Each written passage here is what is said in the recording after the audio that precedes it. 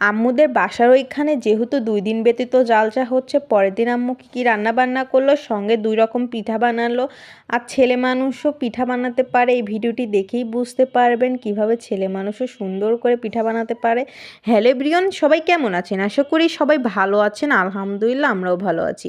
ভিডিওগুলো খুবই লেটে আপলোড করা হচ্ছে, কারণ বাসায় আসার পর তারপর ভয়েস ওভারগুলো দিচ্ছি। আজকে মাংস রান্নাটার দায়িত্ব আমার কাছে পড়েছে। আজকে আমার মাংস রান্না করে সবাইকে খাওয়াতে হবে। আর এটা প্যারেলের মাংস।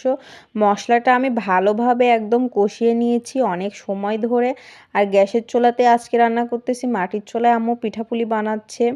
আর এদিকে আমি মশলাটা কষিয়ে নেওয়ার পরই তারপরে এই যে ধুয়ে রাখা মুরগি প্যারেলের মাংসটা আমি দিয়ে দিলাম। দিয়ে দেওয়ার পরে এখন ভালোভাবে কিন্তু এই মাংসটা কষিয়ে নিতে হবে। মাংসটা যেহেতু অনেক শক্ত, নরম করার জন্য অনেক সময় নিয়ে কিন্তু এই মাংসটা আমি কষিয়ে তারপরে রান্না করে নিব। মাংসটা আমি ভালোভাবে একদম কষিয়ে নিয়েছি। কষিয়ে নেওয়ার পরে ঝোলের পানি দেওয়া হয়েছে। আর এই ঝোলের পানিতেই কিন্তু পুরাপুরি মাংসটা সিদ্ধ হয়ে আসবে। আজকে আম্মু শুধু এই লেয়ার মুরগির মাংস আর মসুরের ডাউল আর সঙ্গে কালকে যে তরকারি আছে ওইগুলো দিয়ে আজকে দুপুরে খাওয়া দাওয়া। এই যে আমার প্যারেল মাংসের রান্নার একদম ফাইনাল লুক। রান্নাটা কিন্তু অনেক সুন্দর হয়েছে, কালারটা খেতেও কিন্তু অনেক মজা হয়েছে। সবাই খেয়ে বলল কালকের গরুর মাংস রান্নাটা খাওয়ার থেকেও নাকি আজকে প্যারেলের মাংসটা বেশি মজা হয়েছে। সবার কাছে তো এটাই শুনলাম। ডাউল তারপর মাংস সব কিছু রান্না একদমই কমপ্লিট হয়ে গিয়েছে। আর আজকে আম্মু যেহেতু পুলি পিঠা বানাবে সেই জন্য নারকেলের এই পুরটা করে নিয়েছে। নারকেলটা গুড় দিয়ে জাল দিয়ে নিয়েছে। এখন এই কুলি পিঠাগুলো আমি বেলে দিচ্ছি আটাটা। আর এই যে আমার ভাবি হচ্ছে এই কুলি পিঠাগুলো বানিয়ে নিচ্ছে।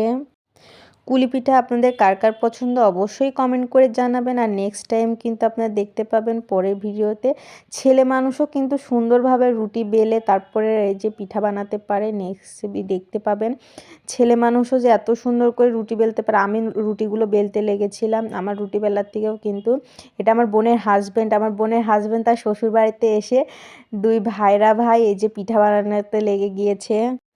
আমার রুটি বানানো একদমই বাজে হয়, আমার রুটি বানাতে আমি তেমন একটা পারি না। আর এই যে আমার হাজব্যান্ড আর আমার বোনের হাজব্যান্ড এই যে পরের পিঠাগুলো বানিয়ে ফেলেছে। সবগুলো পিঠা একদমই বানানো কমপ্লিট হয়ে গিয়েছে। আর রুটি বানানোটা কিন্তু আমার হচ্ছে বোনের হাজব্যান্ড বেলে দিয়েছে। আমার হাজব্যান্ড আর আমার ভাবি মিলে পিঠাগুলো সবগুলো বানিয়ে ফেলেছে। আর এই যে আম্মু কিন্তু কালকে রাতের থেকে দুধটা একদম ঘন করে জাল দিয়ে নিয়েছে। আর আরেক পাশে কিন্তু গ্যাসের চুলাতে গুড়টা সামান্য পানি দিয়ে কিন্তু গুড়টাও জাল দিয়ে নিচ্ছে। আর এই পিঠাগুলো কিন্তু হালকা তেলে ভেজে নিয়েছে এই কুলি পিঠাগুলো, তারপরে দুধের মধ্যে ভিজিয়ে দিবে। 2 জামাই মিলে কুলি পিঠাগুলো তো বানিয়ে ফেললো। আর এইদিকে কিন্তু কুলি পিঠাগুলো কিন্তু ভিজে গিয়েছে। একদমই কুলি পিঠা কিন্তু বানানো কমপ্লিট। এখন কিন্তু আম্মু চিতই পিঠা আগের থেকেই ভাজতেছিল, পরে এসে আমি দেখতেছিলাম, একটু ভিডিও ক্যাপচার করে নিলাম। এই যে হচ্ছে দুধ পিঠাগুলো বানিয়ে ফেলতেছে। আর হচ্ছে দুধ পিঠাগুলো সুন্দর করে কিন্তু ফুলে উঠতেছে চিতই পিঠাগুলো। চিতই পিঠা কিন্তু এমনি খেতেও ভালো লাগে। আমার হাজব্যান্ড, আমার বোনের হাজব্যান্ড ঝাল পিঠাই বেশি পছন্দ করে আর রুটি পিঠা বেশি পছন্দ করে। মিষ্টি জাতীয় পিঠাগুলো খুবই কম পছন্দ করে, একটার বেশি তো খাই না। আর পিঠাগুলো এই যে বানাতে বানাতে কিন্তু একদম সন্ধ্যা লেগে গিয়েছে। এখনও অনেক পিঠা বাকি আছে ভাজা, ওইগুলোও ভাজতে হবে। আজকের মতো ভিডিওটি এখানেই শেষ করলাম। আল্লাহ হাফেজ।